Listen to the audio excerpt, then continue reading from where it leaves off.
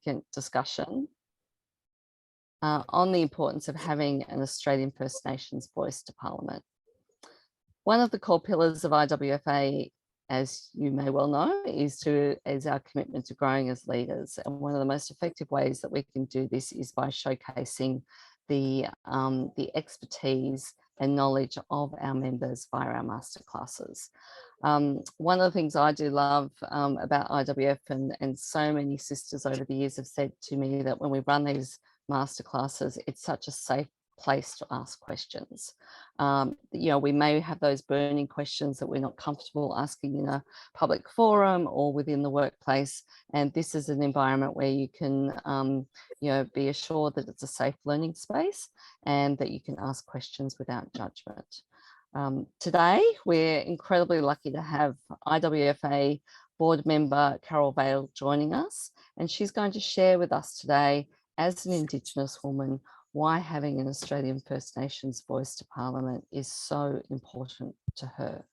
Now, Carol is a Dunghutti woman and CEO of Murawin, an Indigenous voice consulting offering services nationwide through offices in Brisbane and Sydney. Murawin's core service areas include Indigenous voice research and evaluation, reconciliation capability, building an Indigenous place strategy. Carol is a professional facilitator, social researcher, policy analyst with expertise in Aboriginal issues, public policy, and stakeholder engagement across a range of sectors. And prior to founding Murawin, Carol was a senior officer in the New South Wales and Queensland governments, spanning a career of 35 plus, only a little plus, years across Aboriginal affairs, including housing, education, child safety, justice, and intergovernmental relations. Before I do hand over to Carol, though, I really do want to acknowledge the tragedy that Carol's been dealing with in the last five weeks. Her husband, Greg, passed away very suddenly only 5 weeks ago. Naturally, we expected that Carol might not want to run this evening's session, but she said that the issue was so vitally important to Greg that she wanted to do it to honour him. She also knows that how committed the IWF sisters are to making our world a better place for all. And so it's such an important conversation to be had. So Carol, you're a beautiful, passionate, I'm not going to cry, beautiful, passionate, caring and incredible woman. And we honestly thank you from the bottom of our hearts for spending the next 45 minutes with us to share the importance. Breathe. Thank you, Lisa. And I nearly did pull out of this morning. And one of the reasons I said I needed to, well, there was a couple of reasons, but one was certainly to honour my Greg. He was very passionate. He was a non-Indigenous man and very passionate about Indigenous issues, and wholeheartedly supported the need for a voice to Parliament. And his comments was always like, well, why wouldn't you have a voice to Parliament? What is that about? Like just posing a question to others. But secondly, is that because perhaps, one of my we've all got many favourite authors and spokespeople, but one of mine certainly is Brene Brown, and I love her book Daring Greatly, and there's a quote in it where she says, she encourages us to lean in and ask for what we need, because the work still needs to get done. I mean, that's not quite the quote, but something like that. So I want to share why a voice to Parliament, why First Nations voice to Parliament is important for me, and also I want to share that with you, because one of the things that attracted me to the IWFA is that you are a group of women who are change makers. And being part of your circle, I want you to join with me in the journey that Indigenous Australians are on at the moment. The other thing, this is not an Indigenous discussion. This is actually a non-Indigenous Australian discussion, because we're only 3% of the population. The 97% is non-Indigenous Australians. So that's why I'm here. The last time I gave this talk, was actually the week that Greg passed away, and it was in Canberra, and it was the same day as I think it was the 10th anniversary to the national apology in Canberra. And so I want to, let me just share with you, and we'll go from there. So Marangbu to all of you, and thank you for joining me and coming with me and sharing in this conversation about the proposition of a First Nations voice to Parliament. And for those of you that watch the Australia Day Awards, in accepting his Australia Day Year Award, and I'm going to have a clothing with me. I'm going to have tears, so we're just going to talk, right? In accepting his Senior Australian of the Year award this year, Professor Tom Calma, long-term activist and co-author of the report that outlined the extensive process for what a First Nations voice to Parliament would look like. He said that Australia has only ever known a system of consistent policy failure and poor outcomes for First Nations people. So reminding us that policies are too often made for First Nations people than rather with us. So the voice to Parliament has the potential to change that ongoing practice forever. Embedding the place for a voice to Parliament in our national constitution, whereby the swinging doors of politics and the arrival of new governments into the House and the desire to stamp the arrival of that new government and their bureaucracy, this is a way to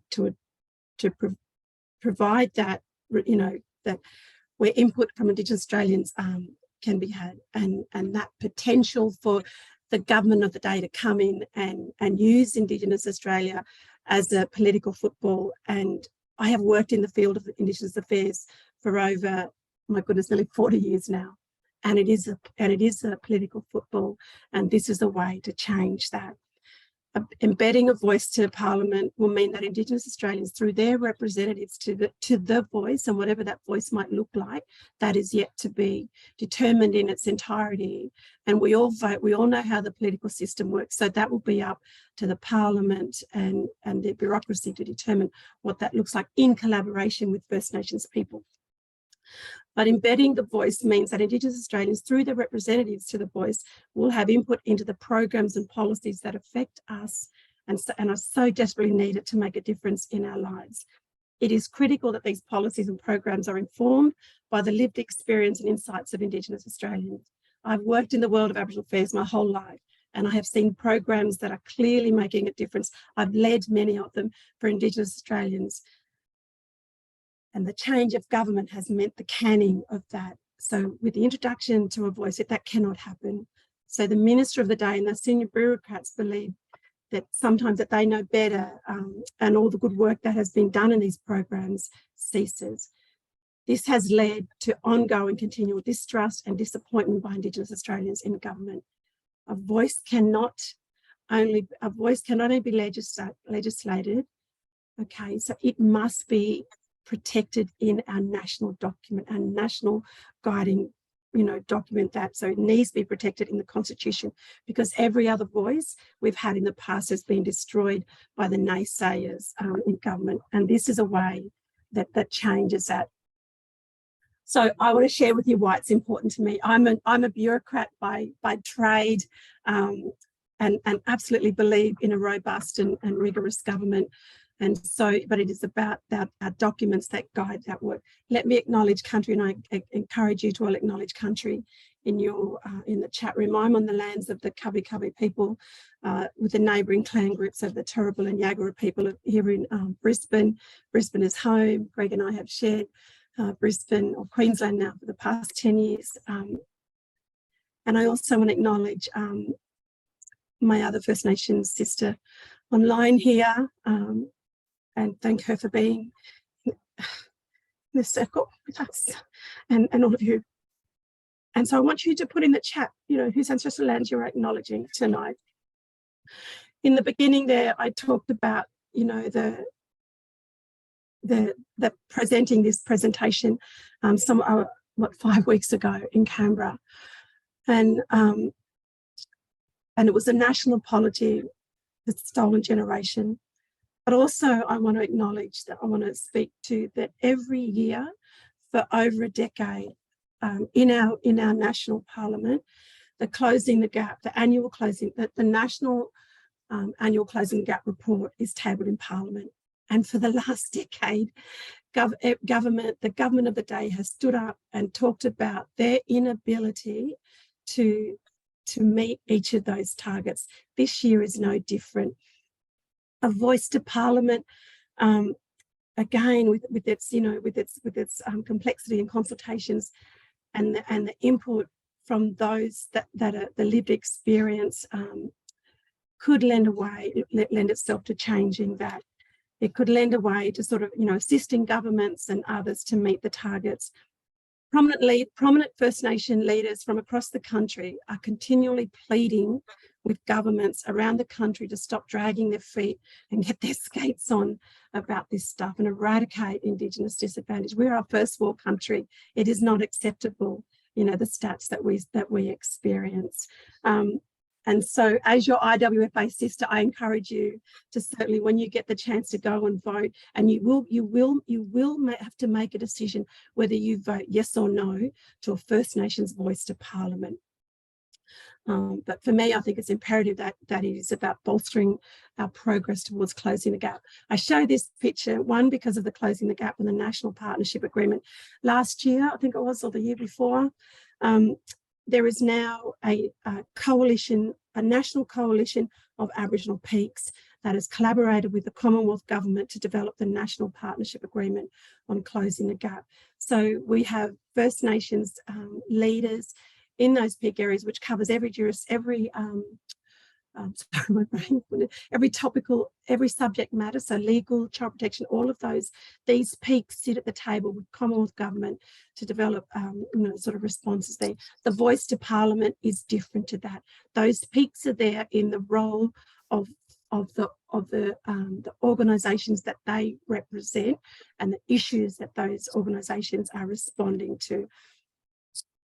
So we've finally got that happening. And this is a picture of me of where I grew up. So that's me on the side there with the white dress, and that's these are my sisters and cousins behind me. So this is why it matters to me, because it's about changing the social and economic, I guess, issues that impact on Indigenous Australians, and it is breaking cycles of disadvantage and poverty, and we all need to contribute to that. When I went to the Sydney symposium, it was, and I know that I've said this to others, it was one of the first times when I have been in a room with a room full of non-Indigenous women. And I remember coming away from that thinking, they are just women. They are just women. And I know that might sound a bit weird, but Bianca, I know that you will know what I'm thinking. But actually, if you all think about your own culturally diverse, your dominant culturally diverse aspect of you probably think, you probably can connect with that. I come away thinking they are just like me. They are just women. They just want to, contribute to doing what is right in the world. And I felt such a warmth, which is really, for me, there was a bit of, even irony in that, because you're all incredible women, and even the women, so the women that were on the stage, their stories, think, oh my God, like, how do you match up against that? Like, how do you deal with that? But for me to walk out that door and just think, like, they are just like me. That every time I think about that and the profoundness of that. And so that's why, again, another reason I just wanted to be in circle with you tonight. This slide here shows our Aboriginal and Torres Strait Islander Social Justice Commissioner, June Oscar. Several years ago, she did a national consultation across Australia where they spoke to Indigenous girls and women about their needs and aspirations. And it's the first time that an extensive consultation was undertaken. A voice to Parliament was certainly acknowledged in that, and the implementation of the Uluru Statement of the Heart in its entirety was certainly noted. In this report, it talks about the needs, the aspirations, the voice of Indigenous women and girls is all the way through it. In May this year, there will be a summit that will look at this report and its implementation, and people attending will get to hear from Indigenous girls and women about what they're doing across the country to respond to the issues impacting in their communities.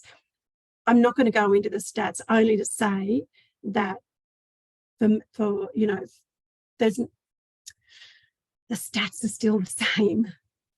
If anything, some of the closing the gap stats are getting worse. I'm in Queensland here. You know, the impact that the introduction of the new youth justice laws on Indigenous young people is going to be astronomical. I think there are juvenile justice centres where probably between 90 and almost 100% Indigenous First Nations children. In our prisons, one in every third woman is an Indigenous woman. So for me, that's a lot of grandmothers and aunties and mothers and sisters that are in that criminal system that just need to be, you know, supported. So how do these stats need to change? And it can change, because I think my story and many other Indigenous women's stories like mine, you know, Bianca on the screen here with us, our stories are their stories. And so what was it that provided the opportunity for perhaps, you know, Bianca and I to go this way instead of that way? And it's women like yourselves that have contributed certainly to my story. So I didn't go that way instead of that way.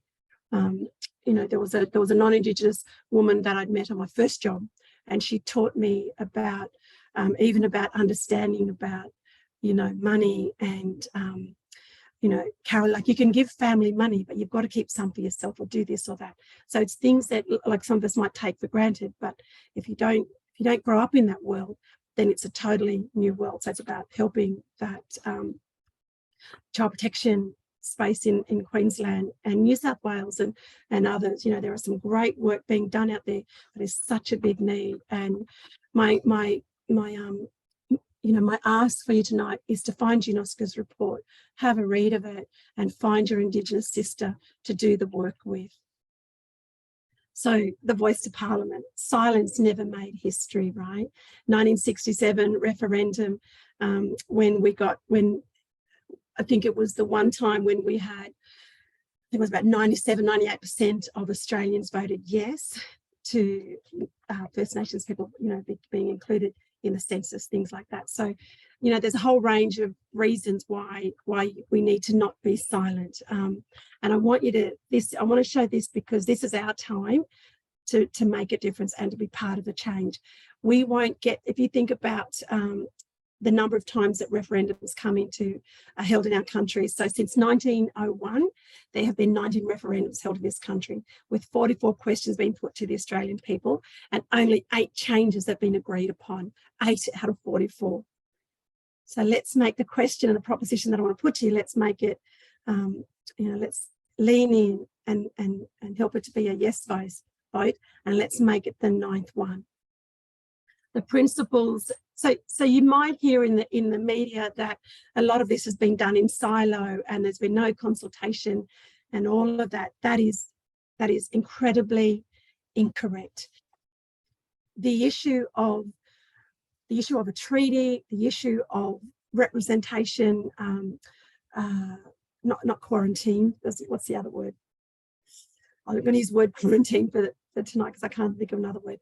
But the issue of representation in Parliament, formalised for First Nations people, has been around for a long time. I used to work for the New South Wales Local Government Association many years ago.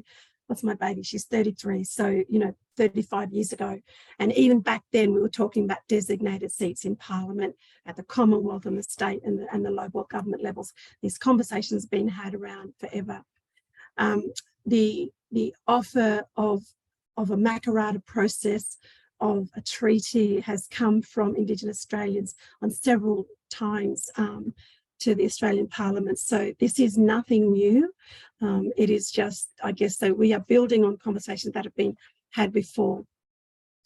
So the principles for the design of a voice to Parliament, these 7 principles here are principles that have come out of countless conversations.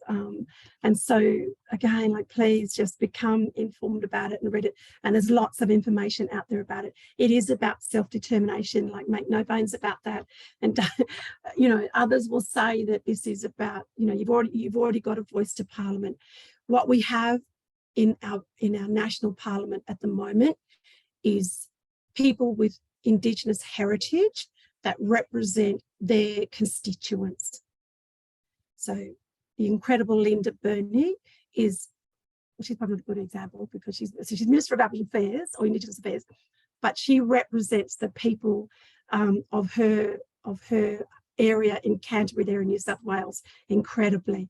You know, I can't think of other parliamentarians, sorry, but those parliamentarians are there because they were voted in and they represent the people of their electorate.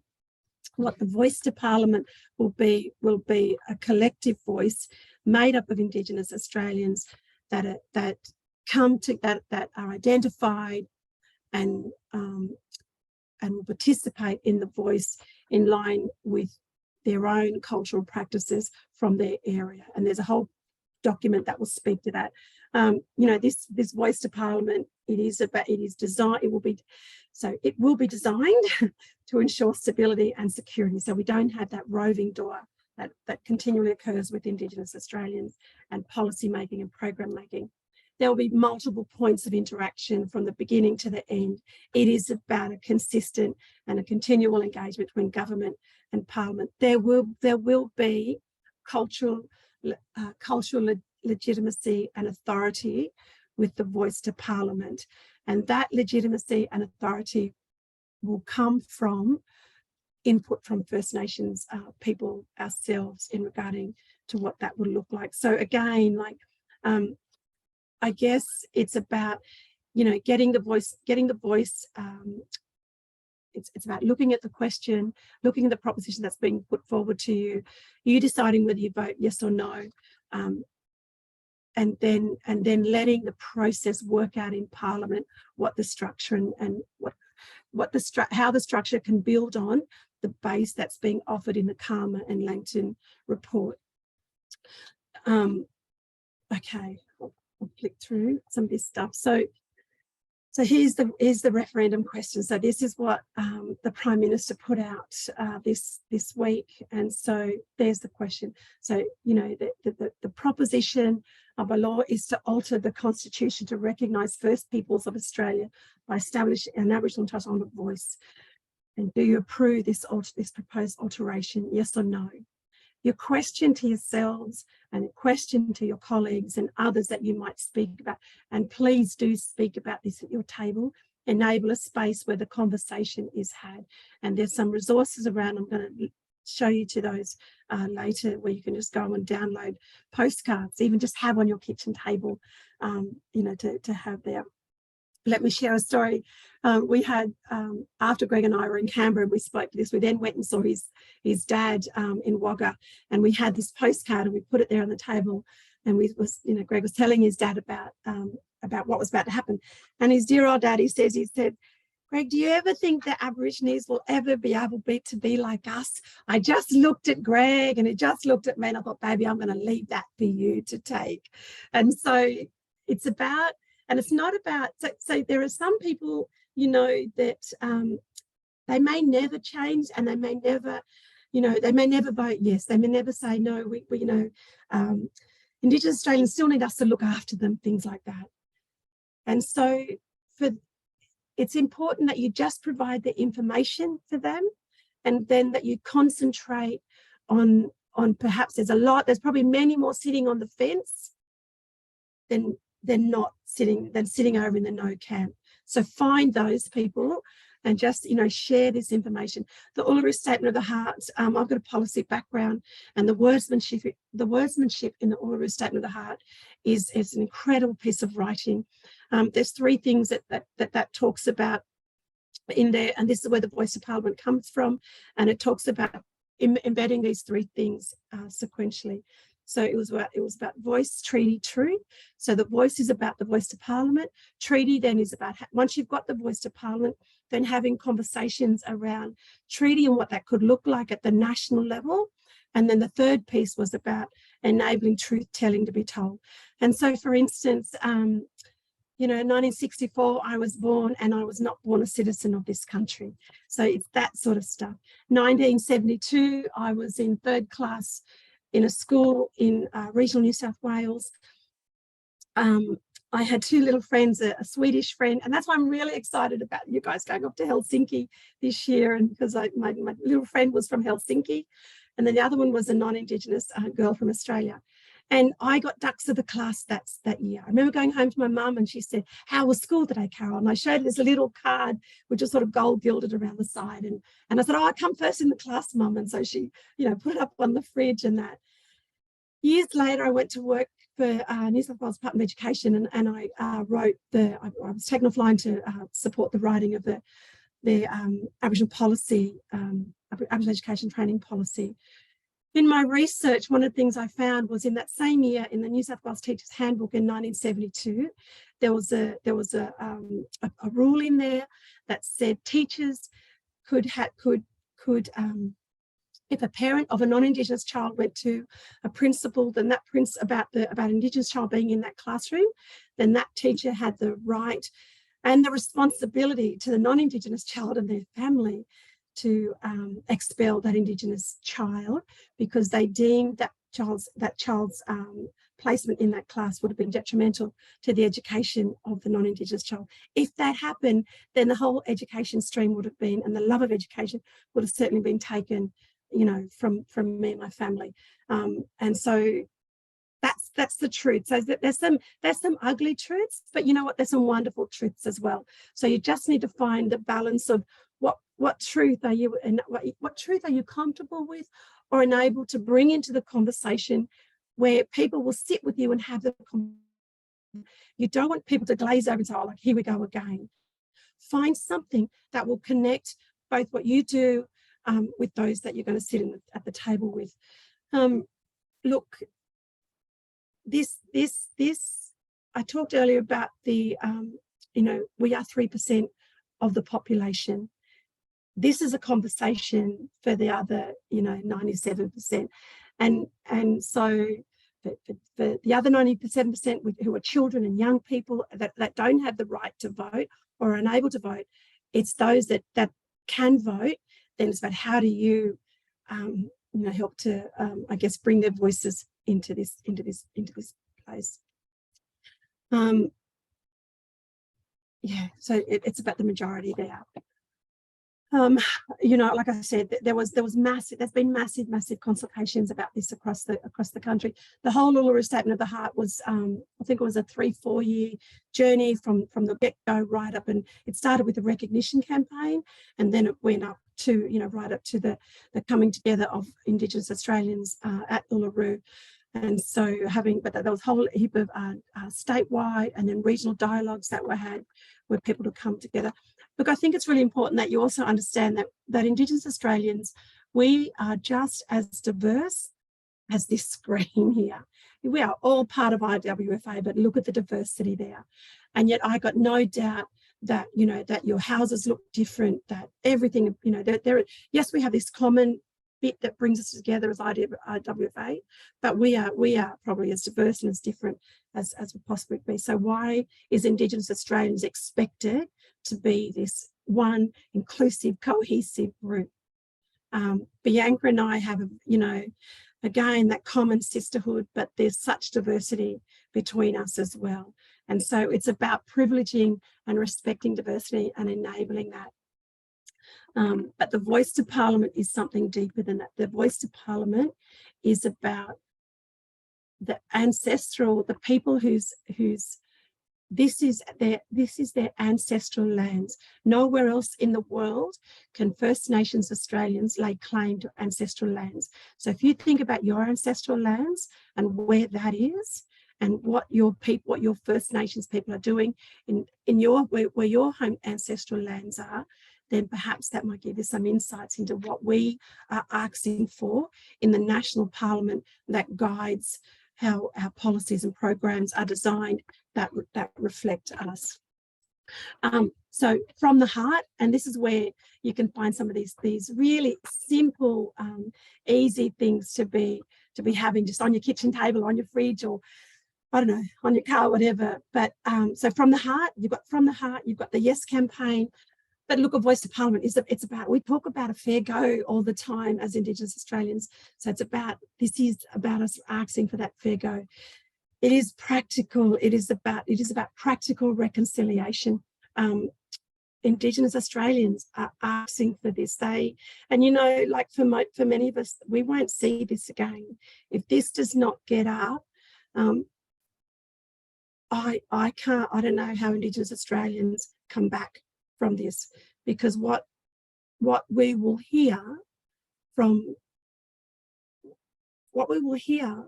the majority of those who, if the majority no vote gets up, what we will hear, and certainly what I will hear, is that why doesn't it matter that I, as a First Nations woman, have the opportunity to have a voice, have a voice to parliament in my ancestral country? Others might think differently, but that's where it fits for me. I think it's simple, because the majority of us Australia, you know, have to advocate for a fair go, and this is a unifying moment in Australia's history. This is a time in our history when we have the power and the potential to bring our nation together to contribute to healing, to truth-telling, and the righting the wrongs of the past. And the righting wrongs of the past, I'm not talking about guilt. I couldn't, you know, I don't have energy or the time for people to say this is about, you know, you want to take my backyard, or you want to take my land, or you want to, you know, take money from me. No, I don't. I just want a First Nations voice to parliament, where the policies and programs of the day that are going to affect me and my family, my people, will be inputted by our First Nations people. This is the Karma and Langton report. It is a really practical, easy read. So I really encourage you to go find that. It's on the National NIA, so National Indigenous Australians Agency. There it is at the top. I can never get to say that right. So go find this report. It's a whole co-design process. Have a look at what so this is what Langton and so Marcy Langton and Professor Tom Karma, or two professors, have both proposed what it could look like, and it's a starting point. I don't know if any of you, and I didn't get to see them speak at the press release when the Prime Minister did the oh my goodness, my mind's gone, at the public statement the other day. I just saw the snippets on the news, but the emotion that was in that room, I've never seen Marcia Langton cry on screen. Marcia Langton is a fierce woman and fearless, and I've never seen her show emotion like that. Rachel, you're a lawyer, you're on screen there, you deal a lot with the law, and so that's where she comes from, you know, so fierce, incredible woman. And to see her, and actually they were all just showing immense emotion, because for us it is emotional. And so it's that type of debate. And so please go online, have a read of this, and you know, and find and then you decide yay or nay to it. So I want to show this too. I hope I've got time for it. Maybe it doesn't show up, I don't know. Lisa, that there, anyway, if you have a look at that, there's a whole oh, there we go. No, sorry, I'm not gonna I don't know if Vix can share it. No, that's okay. I'm going to stop sharing and just talk now. What we can do is share the information after the event as well. You share the screen, and share the slides and go for there. Look, I don't know how much time I've got left, but I'm happy to stay online here. This is a really important conversation, and I know you're really influential women, and you know what I heard in the room in Sydney at the at the symposium was this deep desire to drive change, and each of you leaning in your own arena to do that. This conversation that we're having nationally is no different. Each state, so out to South Australia is just so well done. South Australia, those of you that you live down there, yay, you lead the way in so many areas. You've just introduced your state voice to Parliament. Whether it's jurisdictional or national, it is still necessary for all of us. And for those, I guess, this is, let's look at the history of Australians voting in referendums. People, if you think about, generally speaking, Australians, and even my own family, like I always remember my nan, saying a conversation, my family live in national heartland. Like, the national leader of the Nationals seems to always come from the New England area. So, so we've the current member is there. What's his name? Barnaby Joyce. Before that, we had different ministers. So they all seem to come from there. And my old nan, I remember one time when I was first able to vote, and I just started to learn about politics. And so my old nan said, "Oh, Carol, I'm going to go down and have a cup of tea, with my friend Ian Sinclair." And I said, "Nan, like I said, you do realise, like, he's with, this," because it was voting day. She says, "I'm going down and have a cup of tea with Mr. Sinclair, and, because I'm going to go down and vote for him." I said, "You do realise, like, where he sits, Nan?" And he said, "No, he's my friend Carol, because he makes a cup of tea." So if she was here with us today, that poor old thing would probably be voting no. Do you know what I mean? And so it's about helping people to understand what they're voting for, because Australians will probably, they will vote just, they will vote to keep the status quo. Well, the status quo is not acceptable. And this is a moment in history. And, if you think about it, what a great story to tell others that, that we participated in a point in history in our country. I think that would be incredible. We all get to do that. So wonderful to be with you on screen again. And that's it, Lisa, from me. So happy to take questions. Carol, thank you so much. There's so many beautiful comments in the chat room, and just I think your point around the status quo is clearly not good enough. And I think that, we can't be fearful of change. For most of us, probably all of us on this call, we have faced into change. We have been change makers, and change is certainly not something to fear, and we need to do better. And this is a pathway to hopefully do better. With that, I'd like to open up to any questions. I don't think there were any particular questions in the chat room, but if anybody's got a burning question, Trudy, I can see your hand up. Oh, Carol, look, thank you so much, and particularly at this time for you. I can't actually even imagine. So the courage and the bravery, and the emotion. Look, thank you so much. I mean, I've just moved back to Tasmania, as some of you know, which has a reputation for being rather conservative and not in a good way. But interestingly enough, one of the local Liberal members, Bridget Archer, is standing behind the voice. I haven't met with her yet, but I plan to soon. And I'd be really interested in your view of, I will talk to her, of course, but the conservative side of our country is obviously grappling with this in some dimension. I have a huge amount of respect for Bridget Archer, so do a lot of my friends who didn't expect to be honest. But if I'm going to have a conversation with her, and thank you so much for all the material, I mean, what would you say? Because in Tasmania, we've got the Michael Mansell sort of Greens End. It's not about the voice, it's got to be about something else. And then we've got Bridget Archer, who's very brave, I think, given the history of this state. How would you suggest I would pitch that in a conversation? I mean, not just with her, actually, but to support someone like her in a community like mine.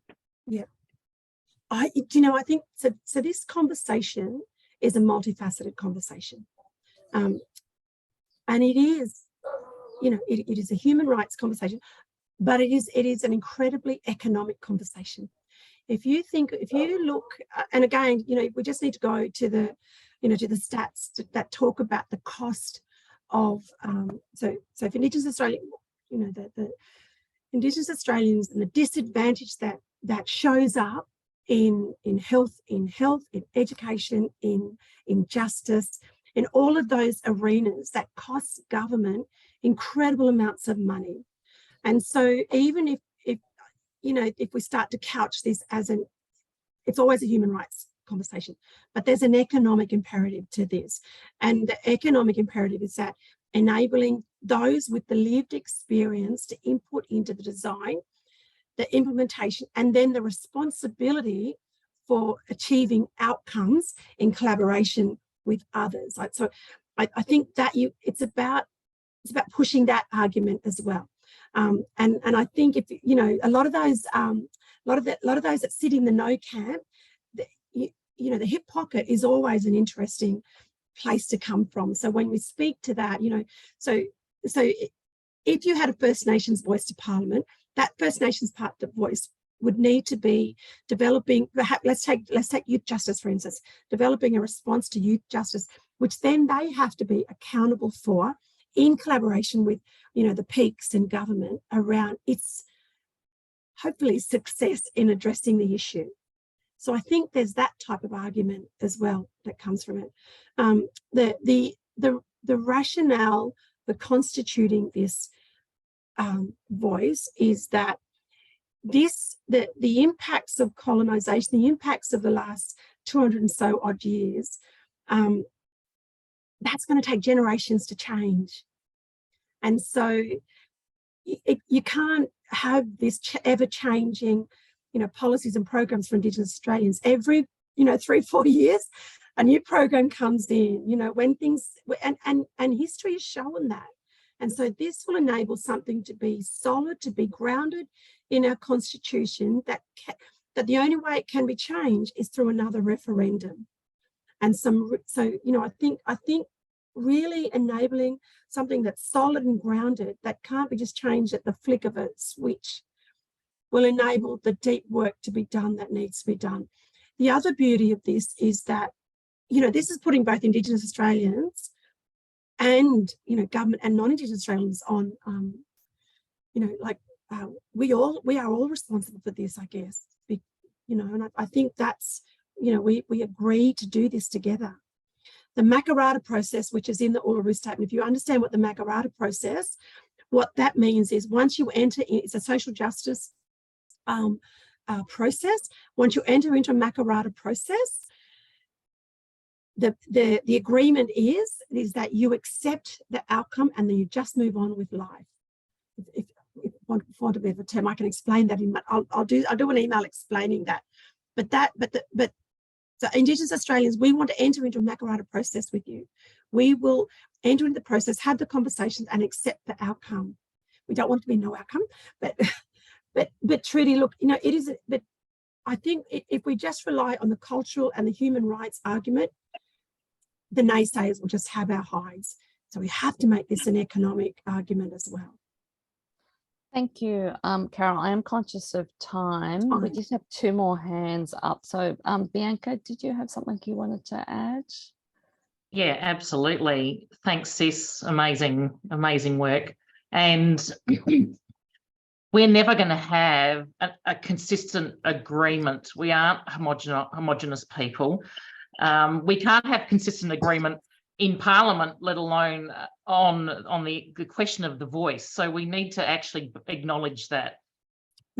What's happened in South Australia is we've had an amazing support. We had a commissioner for the voice appointed, Dale Aegis, here in South Australia, which is why South Australia got up. We already now have this voice enacted in our Parliament in South Australia, which is amazing. So what needs to happen is the other states and nationally this follows suit. And what this also does, and Sis, I 100% agree with you about the economic side, because what this does is it reduces the temptation for all the other previous structures where there were, I'll scratch your back, you scratch mine, all those kinds of things that are natural human things. And this actually takes that away. We have that consistent approach, and it's the only way we are going to create any change on closing the gap, because we have things that are working, and then the next government that comes in wants to change their focus, and then that's stopped being funded, and we're just not getting anywhere. So this is the way we have a consistent approach to this. Yeah. And we're at the table. At the moment, we're not at the table. So that's the important part. Anyway, that's all. No, thank you, Bianca. Well said. Elizabeth, you also had your hand up before, and then we might wrap. That has been really, my knowledge of this subject is woeful, and you have really educated me, and I'm sure everyone else on the call, and I'm very excited. I'm also attending another session that Marcia Langton will be speaking at. So I'm very heartened that there are forums being, I'm sure there are lots of them, but certainly in my network starting to get more active in being educated. So I think it's marvellous. So I just have a very practical question. It might sound probably a silly question, but this is coming from me with my legal background. I don't quite understand how I can understand the concept of voice and being part of the process in terms of being part of the legislative process, I suppose. But when it comes to the actual legislation, and they're in Parliament and they're debating it, and it's midnight, etc., the actual, the horse trading that goes on at that point, that's I don't understand how the voice. I mean, they're not parliamentarians, and you're not going to be, these things get negotiated and they keep going till they've got an outcome. So how practically does the voice get into that, or it's sort of that's a bit I don't quite follow. Yeah. So there is a oh my goodness, there are working groups. There are working groups at different levels that's providing advice and support into this work. So part of the structure is that there will be a First Nations reference group that will be working and working or co-designing the process. So and at national, state, and then regional levels, there will be formal structures where Indigenous people at all different levels can input into that, and that follows through.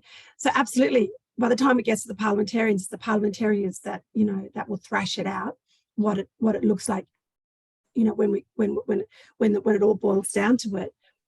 But those parliamentarians represent constituents, and so this is where I think the work of the constituent, this is where we as constituents of our parliamentarians need to become informed about what's being asked of them, of our parliamentarians to design around this voice. I guess all I can say there is that, that there will be input there, and part of it is that part of the formal process is that there will be a formal group set up to support that co-design of that voice. Hopefully, that, and there will. So what's being asked is that, that structure will be there. So you've got the voices happening. Well, thank you so much, Carol. There has been a request, which I think all of us would be supportive of, to share information, and perhaps through your business you can provide information. For many of us, we're connected into either running corporates or businesses, and one thing we can do is certainly share with our people, but also friends and family. So if there are resources that maybe that you're developing yourself, or other partners who might be developing resources that could be shared with employees, maybe that's something. I've got a referendum, right to referendum paper that I can send out to all of you and share. So absolutely. Okay. That'd be wonderful. I think just put that in the WhatsApp group, and the whole sisterhood can benefit from that. But thank you so much, Carol. This has been an incredibly informative session. I certainly have learnt so much, and importantly, what it's actually encouraging me to do is to learn more. So I will Yeah. definitely be reading the materials, and especially during this, you know, difficult time that you're going through. Thank you so much for being with us, and You're welcome. I think I can say everybody's giving you a virtual hug. So Yeah, we're thank all you. here for Thank you. Mm. Thank you, Have a good everybody, evening. Thank so you. much for your time. Have a wonderful evening. Thanks, Lisa. Good night, everybody.